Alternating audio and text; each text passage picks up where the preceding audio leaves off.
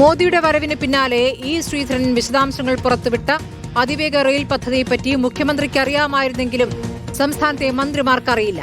ഒരു ഫയലും തന്റെ മുന്നിൽ വന്നില്ല എന്നാണ് സംസ്ഥാനത്തെ റെയിൽവേയുടെ ചുമതലയുള്ള മന്ത്രി വി അബ്ദുറഹ്മാന്റെ പ്രതികരണം.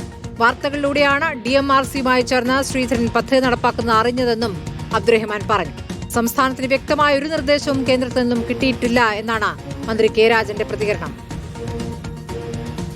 നിലവിൽ ഔദ്യോഗികമായി അത്തരത്തിലുള്ള അറിയിപ്പ് എൻ്റെ വകുപ്പിൽ വന്നു. റെയിൽവേയുടെ ചുമതല വഹിക്കുന്ന ഒരു മന്ത്രി എന്നുള്ളതിൽ എൻ്റെ വകുപ്പിൽ അത്തരത്തിലൊരു ഫയൽ വന്നതായിട്ട് ഇന്നലെ ഞാൻ പരിശോധിച്ചു, കണ്ടിട്ടുണ്ട്. അപ്പോൾ ഡൽഹി മെട്രോയാണ് ആ വർക്ക് ഏൽപ്പിച്ച് DPR ഉണ്ടാക്കാനെന്നുള്ളതാണ് ഞങ്ങളുടെ വാർത്തകളിൽ നിന്ന് മനസ്സിലായത്. അപ്പോൾ എന്തുകൊണ്ടും അത്തരത്തിലുള്ള പദ്ധതികൾ കേരളത്തിന് ആവശ്യമാണ്, അതിനെ തള്ളി പറയുന്നു. പക്ഷേ അതിൻ്റെ ഒരു നടപടിക്രമങ്ങളിൽ ഇത്തരത്തിലെന്തെങ്കിലും പിഴവുകൾ വന്നിട്ടുണ്ടോ എന്നത് പരിശോധിക്കപ്പെടേണ്ടതാണ്. നിലവിൽ അത്തരത്തിലുള്ള ഫയൽ ഞാൻ കണ്ടിട്ടില്ല.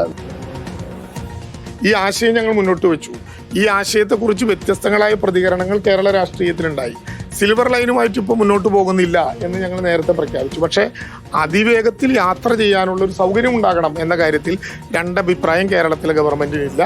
ഞങ്ങളും ചില ആശയങ്ങൾ ഉന്നയിക്കപ്പെട്ടിട്ടുണ്ട്. അന്തരീക്ഷത്തിൽ ചില പുതിയ ആശയങ്ങൾ ഉന്നയിക്കപ്പെടുന്നുണ്ട്. സംസ്ഥാന സർക്കാരിനെ കുറിച്ച് യാതൊരു അറിവില്ല അല്ലേ?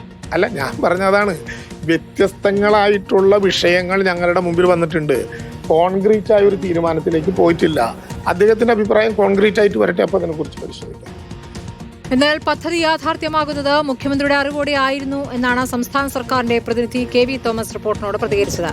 മുഖ്യമന്ത്രിക്ക് വേണ്ടി ഉദ്യോഗസ്ഥർ തന്നെ കണ്ടിരുന്നുവെന്നും ഇ ശ്രീധരനും വ്യക്തമാക്കിയിരുന്നു.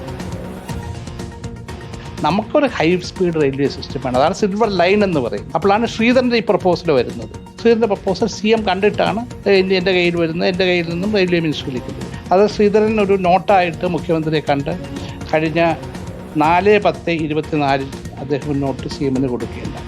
അതിൻ്റെ അടിസ്ഥാനത്തിലാണ് ഞാൻ അദ്ദേഹത്തെ പൊന്നാനി പോയി ശ്രീധരനെ കാണുന്നത്. പിന്നീട് ഡീറ്റെയിൽ പ്രോജക്റ്റ് വന്നു, അത് മുഖ്യമന്ത്രിക്ക് അദ്ദേഹം കൊടുത്തു. മുഖ്യമന്ത്രി എനിക്ക് തന്നു. ഞാനിത് കഴിഞ്ഞ ഫെബ്രുവരി 12-ാം തീയതി അത് റെയിൽവേ മന്ത്രി ഐശ്വര്യ വൈഷ്ണവിനെ കണ്ട് നേരിട്ട് കൊടുത്തു.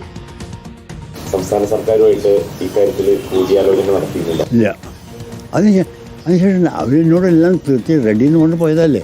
CM എന്നാ പറഞ്ഞത്. ആബ്രഹാം, പിന്നെ ബിജു പ്രഭാകരൻ, അത് ഞങ്ങൾ റെഡിയാകാൻ വളരെ ലെറ്റർ അയക്കാതെ പോലെ. സ്റ്റേറ്റ് ഗവൺമെൻറ്റിന് ഇതിൽ ഒരു വലിയ വിഷമമുണ്ട്. അത് ഞാൻ പറയുന്നത്, അത് നമ്മളോട് ഷെയർ ചെയ്യാനാണ്.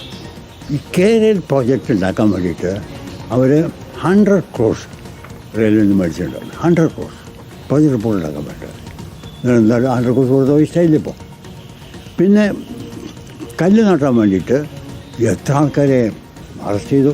100 കേസുണ്ട് കോടതിയിൽ. എല്ലാവർക്കും കോടതി പോയി ചെയ്യുക. ആ കോടതി കേസൊക്കെ എന്താ ചെയ്യുക? ആ വിഷമമൊന്നും ഇവിടെ വരില്ലേ. റഷീദ് വിവരങ്ങളുമായി. റഹീസ്, ഇപ്പോൾ കെ ശ്രീധരൻ പറയുന്നത് വളരെ പ്രധാനപ്പെട്ട കാര്യങ്ങളാണ്. 100 കോടി വെറുതെയാക്കി KRailന് വേണ്ടി വേസ്റ്റാക്കി എന്നാണ് അദ്ദേഹത്തിന്റെ വാചകം. അപ്പോൾ അതിനു പകരമായിട്ടാണ് അതിവേഗ പാത എന്ന നിർദ്ദേശം ഇ ശ്രീധരൻ മുന്നോട്ട് വച്ചത്. അതിന്റെ അടിസ്ഥാനത്തിൽ ഇപ്പോൾ കേന്ദ്രം പച്ചക്കൊടി കാണിക്കുകയും ചെയ്തു. അത് മുഖ്യമന്ത്രിക്കറിയാം, മറ്റു മന്ത്രിമാരെ അറിയിക്കാനുള്ള സമയം കിട്ടില്ല. അതിവേഗം കാര്യങ്ങൾ നീങ്ങി എന്നാണോ മനസ്സിലാക്കേണ്ടത് റഹീസ്? ആ സ്മൃതി, സമയം കിട്ടാത്തത് കൊണ്ടാണോ മുഖ്യമന്ത്രി മറ്റു മന്ത്രിമാരെ ഈ വിവരം അറിയിക്കാതിരുന്നത് എന്ന കാര്യത്തിൽ നമുക്ക് സംശയമുണ്ട്. കാരണം ഇത് സംസ്ഥാനത്തിന്റെയും കേന്ദ്രത്തിന്റെയും കൂടി ഒരു കമ്പനി രൂപീകരിച്ച ഈ പദ്ധതി നടപ്പിലാക്കും എന്നാണ് ഇ ശ്രീധരൻ ഇന്നലെ പറഞ്ഞത്. 60% തുക കേന്ദ്രവും കേരളവും കൂടി എടുക്കും, ബാക്കി 40% കടമെടുക്കും എന്നതായിരുന്നു ശ്രീധരൻ പറഞ്ഞത്. അതായത് സംസ്ഥാന സർക്കാരിന് ഇതിന് കൃത്യമായ റോളുണ്ട്, പങ്കുണ്ട് എന്നായിരുന്നു ഈ ശ്രീധരൻ പറഞ്ഞത്. സ്വാഭാവികമായും അങ്ങനെ ഒരു റോള് വരുമ്പോൾ ഇവിടെ അറിയേണ്ടത് പ്രധാനമായും 3 വകുപ്പുകളാണ്. ഒന്ന്, ഇത്ര വലിയ ഭീമമായ തുക ചിലവഴിക്കുമ്പോൾ ധനവകുപ്പിന് ഇക്കാര്യത്തിൽ അറിവുണ്ടായിരിക്കണം. ധനവകുപ്പ് മന്ത്രി KN ബാലഗോപാലുമായി നമ്മൾ സംസാരിച്ചിരുന്നു. ഒരറിവും അദ്ദേഹത്തിന് ഇതേക്കുറിച്ചില്ല. മറ്റൊന്ന് വേണ്ടത് റെയിൽവേയുടെ ചുമതലയുള്ള സംസ്ഥാനത്തെ മന്ത്രിക്കാണ്. അത് വി അബ്ദുറഹ്മാനാണ്. അദ്ദേഹത്തിന്റെ മുമ്പിൽ ഒരു ഫയലും വന്നിട്ടില്ല എന്ന് അദ്ദേഹവും പറഞ്ഞു. അദ്ദേഹത്തിന്റെ പ്രൈവറ്റ് സെക്രട്ടറിയുമായി നമ്മൾ സംസാരിച്ചിരുന്നു. അദ്ദേഹത്തിന്റെ മുമ്പിലേക്കും ഒരു ഫയലും വന്നിട്ടില്ല. മറ്റൊന്ന്, സ്ഥലം ഏറ്റെടുക്കേണ്ടി വരും. എലിവേറ്റഡ് പാതയാണെങ്കിൽ പോലും 25 മീറ്റർ വീതം സ്ഥലം ഏറ്റെടുക്കേണ്ടി വരും എന്ന് ഈ ശ്രീധരൻ പറഞ്ഞിരുന്നു. അങ്ങനെ സ്ഥലം ഏറ്റെടുക്കണമെങ്കിൽ അത് ചെയ്യേണ്ടത് റവന്യൂ വകുപ്പാണ്. റവന്യൂ വകുപ്പ് മന്ത്രി കെ രാജനും ഇത് സംബന്ധിച്ച ഒരു വിവരങ്ങളും ഇല്ല എന്ന് തന്നെയാണ് പറയുന്നത്. അങ്ങനെയാണെങ്കിൽ ആകെ ഇത് സംബന്ധിച്ച് വിവരങ്ങളുള്ളത് കേന്ദ്ര റെയിൽവേ മന്ത്രാലയത്തിനുണ്ട്, കേരളത്തിന്റെ ഡൽഹിയിലെ പ്രതിനിധി KV തോമസിനുണ്ട്, മുഖ്യമന്ത്രി പിണറായി വിജയനുണ്ട്, ഒപ്പം ഇ ശ്രീധരനുണ്ട്. ഇ ശ്രീധരൻ ഇന്നലെ വാർത്താ സമ്മേളനത്തിൽ ബിജു പ്രഭാകറിന്റെ പേര് കൂടി പരാമർശിക്കുന്നത് നമ്മൾ ശ്രദ്ധയിൽപ്പെട്ടിരുന്നു. അല്പസമയം മുമ്പ് നമ്മൾ ബിജു പ്രഭാകരോട് സംസാരിച്ചിരുന്നു. കെ റെയിലിന്റെ ചുമതല ഉണ്ടായിരുന്ന സമയത്ത് അതുമായി ബന്ധപ്പെട്ട ചർച്ചയ്ക്ക് ഇ ശ്രീധരനെ കണ്ടു. ആ സമയത്ത് കെ റെയിൽ പ്രാക്ടിക്കൽ അല്ല, പകരം മറ്റൊരു പാത വേണം എന്ന ആവശ്യം ഇ ശ്രീധരനോട് അന്ന് കെ റെയിലിന്റെ ചുമതലയുള്ള ബിജു പ്രഭാകരോട് ഇ ശ്രീധരൻ പറഞ്ഞു എന്നാണ് ബിജു പ്രഭാകർ പറഞ്ഞത്.